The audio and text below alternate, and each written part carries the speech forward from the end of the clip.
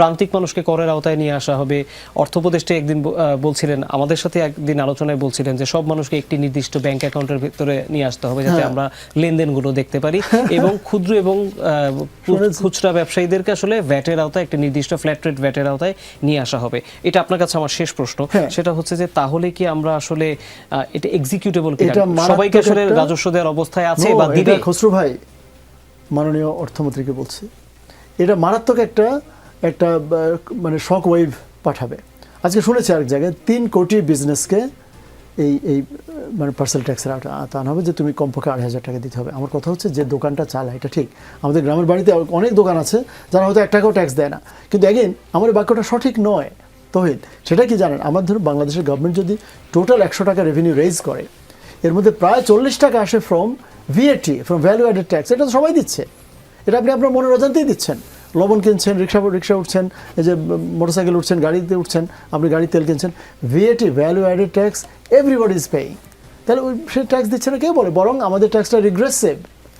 ওই 38 টাকা বা 40 টাকা, যেটা টাকার অঙ্কে কম না, কিন্তু 1 লক্ষ সর্বশেষ হিসাব অনুযায়ী 23-24-এর 24-25 100টা এখন আসে নাই, 1,78,000 কোটি টাকা উঠেছে ফ্রম ভিএটি, আর ইনকাম ট্যাক্স থেকে উঠেছে লেস দ্যান 140।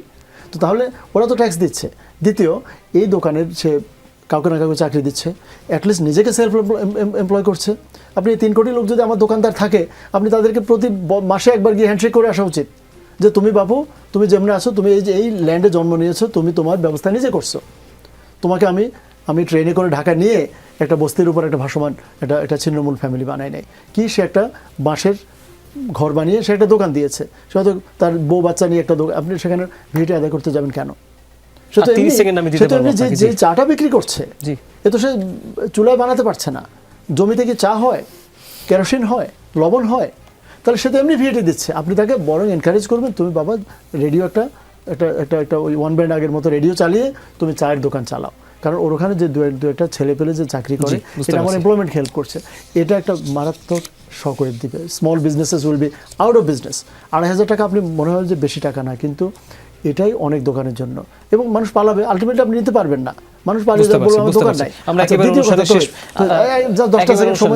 সেটা হলো অ্যাকাউন্টিংটা। কেউ কি জানে? ইভেন এই যমুনা টেলিভিশনের রেভিনিউ কত কেউ জানে? 71 টেলিভিশন রেভিনিউ কত? ডিবিসি রেভিনিউ কত? কেউ জানে না। ইনসেপ্টার রেভিনিউ কত? আপনি বেক্সিমকো ফার্মা জানেন, স্কোয়ার ফার্মা জানেন। তার মানে অ্যাকাউন্টিং, ওটা খসরু ভাই যেটা বলেছেন যে সবার ট্রানজ্যাকশন, আমার মধ্যে ট্রানজ্যাকশন দেখা অত ইজি না, বরং অ্যাকাউন্টিং যদি ইমপ্লিমেন্ট করা যায়, যদি আমি আপনার ইনকাম জানতে পারি, তাহলে কিছু একটা বসাতে পারতাম। নিঃসন্দেহে।